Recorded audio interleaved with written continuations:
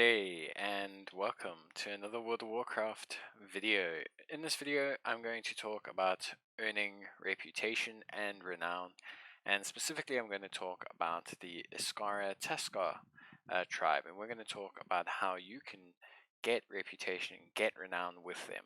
If you're like me, you'll probably see that the Iskaara are probably one of your lowest factions. And there's two reasons to this. One, they specifically require certain world quests and certain activities to be done.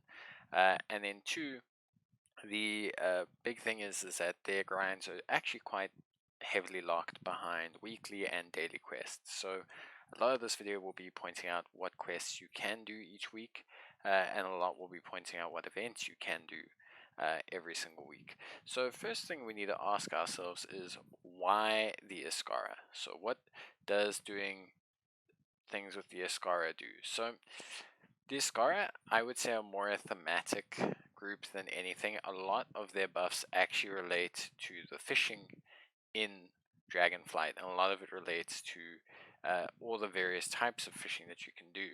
If you see here, for example, a lot of it has to do with your fishing harpoon, whether you can upgrade it to Adrian world quests, ice fishing, being able to fish at new slots, being able to get rarer fish. A lot of it is acting as a pseudo specialization tab for fishing, since fishing doesn't have a specialization.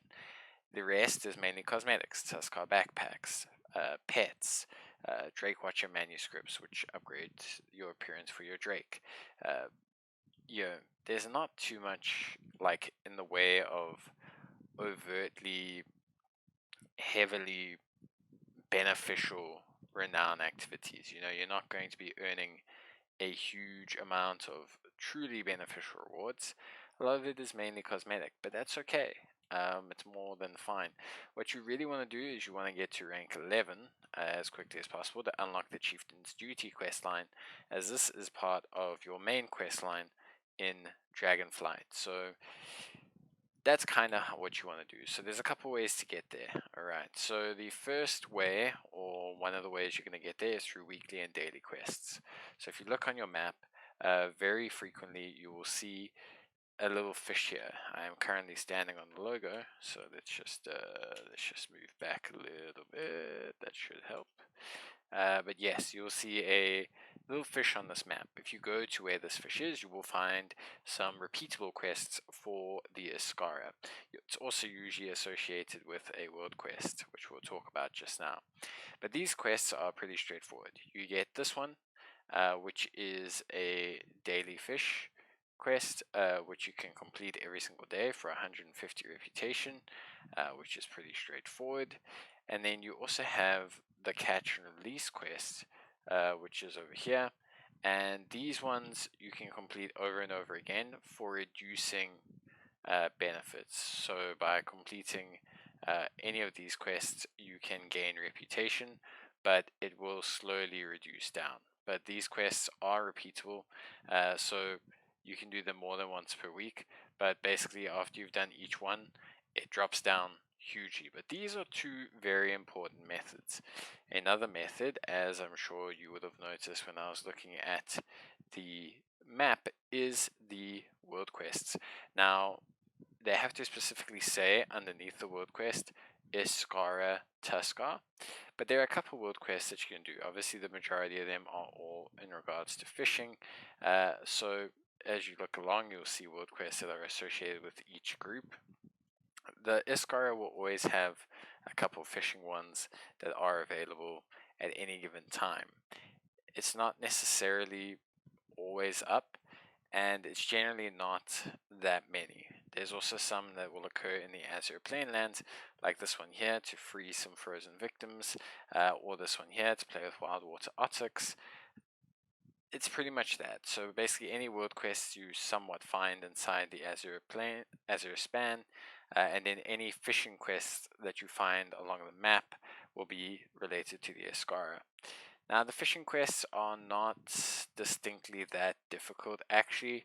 I think a lot of people don't really engage in it. You can upgrade your harpoon, which will make things a lot easier, But once you basically hook one of these thrashes, you just need to pull it back. You can walk back, it helps you, and you can just press this button, and then it gets onto land, which this one did not. And once it's onto land, you loot it, and that's one of your 8.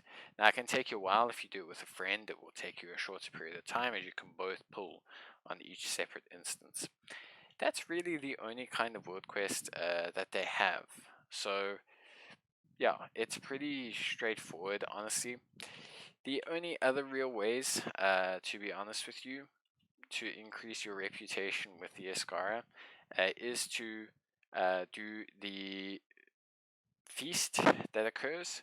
So firstly, to do the feast, you have to get to a set rank with the Iskaara. So if you get to the rank 3, which doesn't take too long if you do the story, it'll take you no time at all. You unlock the ability to do community feasts. Now, community feasts are one of the biggest methods to gaining reputation with the Iskaara. Like, the community feasts are probably the biggest reputation gain that one will get with the Iskaara overall. So it's a pretty nice method. And then the other one is obviously basically to pick up treasures. Now, the sacred Tuskarr totems are not treasures that you're going to be able to find lightly. If you look at the Iskaara here, and you go back here, you see you can recover them here at rank 2, which does help. But generally speaking, you don't find a lot of these. They're not like the expedition treasures. They're a little bit more uncommon, I want to say. So it is a little bit difficult to find them, and it can cause you a couple problems. So the Iskaara are relatively gated, which is why players will want to actively pursue doing them. You have to actively face doing the Iskaara. You have to make sure that you do the dailies. You have to make sure that you do a lot of the major functions in the game to get to them. So if you take a look, there's a couple nice rewards that we can get from the from the mechanics and everything here, which I think is great. So there are a couple of things you can get. So if we take a look at what you can get for the Iskaara, so one of the big ones is the Otuk, which I think a lot of people really like. And the Otuks are pretty nice. You can grab a whole different variety of color variants from them. It's pretty sweet. Here you can see that you acquire the Renown. These are the Renown ones, and they're pretty nice. I would say they're pretty decent in the way of mounts. I think they look pretty cool, to be honest with you. I think they are really quite solid. You get a decent enough amount of Otuks. Then there's a couple that you get from achievements only, but that is just the way it is. I'll talk about those in a separate video. So there's a couple mounts that you can pick up. There's also some pets. I think if you look here, there are a couple pets. Depends on what your vibe is with pets. But yeah, some people like collecting them, some don't. I'm not a pet specialist, so I'm not really about it. But it's mainly toys, pets, and there are also some Iskaara transmogs that you can get as well. But the main focus will be obviously getting the Otuk pets. I think that's where a lot of people want to grab these mounts, and I think that's the main benefit of farming the Iskaara reputation. The only other main ways will be doing your weekly quests. So you get a weekly quest to gain 3,000 reputation and to complete one of the associated events, whether it's Community Feast, Dragonbane Siege, or a Grand Hunt. That will give you 500 reputation. And then doing your weekly dungeon quests, which you can pick up from Voldraken, will also give you the ability to gain 250 reputation with the Iskaara. And the only other way is to come do the community feast, which will be hosted here, and you will be able to complete various challenges here and get reputation rewards. The only thing is, you can only get reputation rewards from here once. so you can't you can't really get anything more, which is a bit of a shame. But it does give you 500 reputation, which is great, and also you will be able to get some of the sacred Tuskarr totems from the event itself. Yeah, and that's pretty much it. That's everything you need to know about farming reputation with the Iskaara. I hope this has been able to help you. And yeah, if you need any more help or you have any other great ways, then I'd love you to list it down below. But that's gonna be it from me. Hope you guys enjoyed. Bye.